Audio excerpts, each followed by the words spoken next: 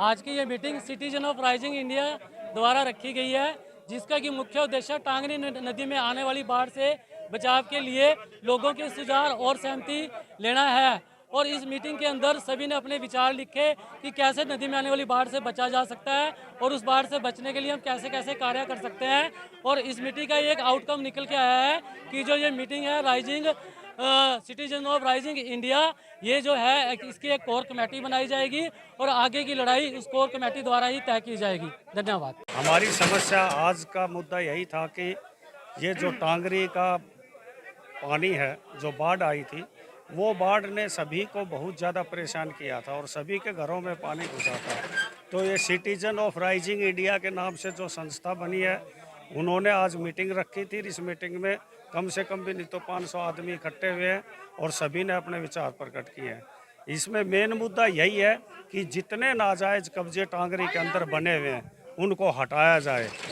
ये एक बहुत बड़ी समस्या है कि कब्जे हो चुके हैं, हटाया जा नहीं रहा है। प्रशासन अपनी आंखें बंद करके बैठा है। सबसे बड़ा मुद्दा यही है कि प्रशासन जब कंस्ट्रक्शन होता है, नाजायज़ कब्जा जब बनता है, तो उसी समय क्यों नहीं इसको आकर के रोका जाता। और अभी हमारी सरकार से अनुरोध है कि जो जो इस मुद्दे में नाकाम रहे हैं, चाहे वो नहरी विभाग है या डीसी है, कुछ है, सबको संज्ञान में लेना चाहिए। ये हमारी मुख्यमंत्री से अनुरोध है कि सबको संज्ञान में लो कि ऐसा क्यों हुआ, क्योंकि जब तक पिन पॉइंट ऑफ रिस्पॉन्सिबिलिटी नहीं वो की जाएगी, तब तक ऐसे ही मुद्दे चलते रहेंगे। मनमाना वही आदमी कब्जा बनाता रहेगा और उठाता रहेगा।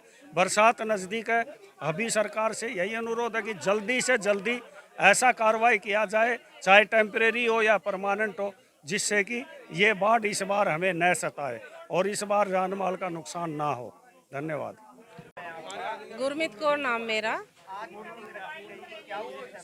मेरी सलाह ये है कि जो पिछले साल हम बाढ़ थे, वो मतलब हमें इतना परेशान हो गए थे बाढ़ थे कि हमें डिप्रेशन में चले गए थे। इतनी टेंशन हो गई थी बहुत ज़्यादा कि मैं तो बिल्कुल एकदम ही हालत ख़राब हो गई थी मेरी। तो मैं ये चाहती हूँ कि अब कभी ये हाल ना होए और सारे एक साथ मिलके और इसको समाधान इसका करा जाए। टांगरी बंद का बंदा लगाया जाए सरकार को बोल के। जो भी सरकार, हाँ, मोदी सरकार जो भी, उसको बोल लो, या नैब सैनी है या जो भी हमारी सरकार बन रही है उसको बोल लो। हम किसी की बुराई नहीं करेंगे, पर हमारा सब कोई सारे अपने हैं हमारे, पर हमारा ध्यान दें पूरी पब्लिक का। मैं ये कहना चाहती हूँ। सर, मेरा नाम अमनदीप सिंह है, मैं गांव सरसेड़ी से हूँ।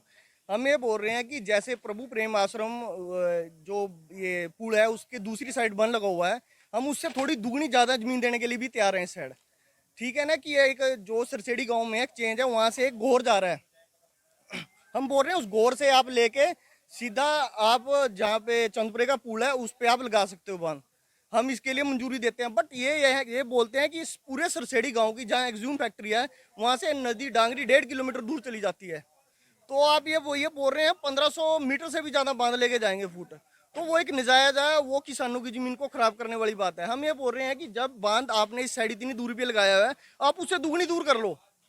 बट हम ये है कि चलो हमारी थोड़ी जमीन जा रही है, हम देने के लिए वो भी तैयार हैं, बट ये हमारे साथ नजायज कर रहा है डिपार्टमेंट और सरकार, ये इनकी सबकी मिली भगत है। ये सिर्फ आगे वाली जनता को बचाना चाहता है और हमारी सारी जमीन खराब करना चाहते हैं। अब एक आप ये बताओ, कोई अगर हमारी जमीन ही सारी नदी में चलेगी तो हम कहाँ जाएंगे? ठीक है ना। ये चंदपुरा गांव, उसके बेचारे जो अंदर बसे हुए हैं वो भी अंदर ले रहे हैं। आप देखो नदी के बांध से एक्ज्यूम फैक्ट्री कितनी दूर है। ये डिपार्टमेंट है, ये सिर्फ टेबल पे ही बनाते हैं सब कुछ। ये आगे एक बार देखें कि कितनी दूर है। ये बोल रहे हैं आर्मी एरिया का डर है हमें। आर्मी एरिया, हमें बोल रहे हैं कि यार आर्मी एरिया का 15 फुट पे बांध है, हमारा 10 पे लगा दो। अगर दिक्कत आए तो हमारी, तो वैसे तो कोई दिक्कत आनी, जब कागजों में नदी ही 33 फुट की है तो बंद ऐसा कितनी, इतना बंद तो आप सतलुज दरिया का नहीं होगा जितना बंद ये यहाँ पे कह रहे हैं।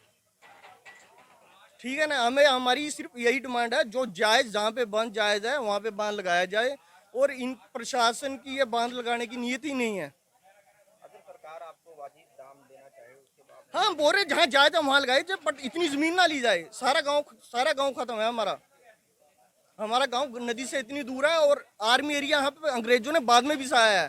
उनको देखना चाहिए था कि यहाँ पे नदी है।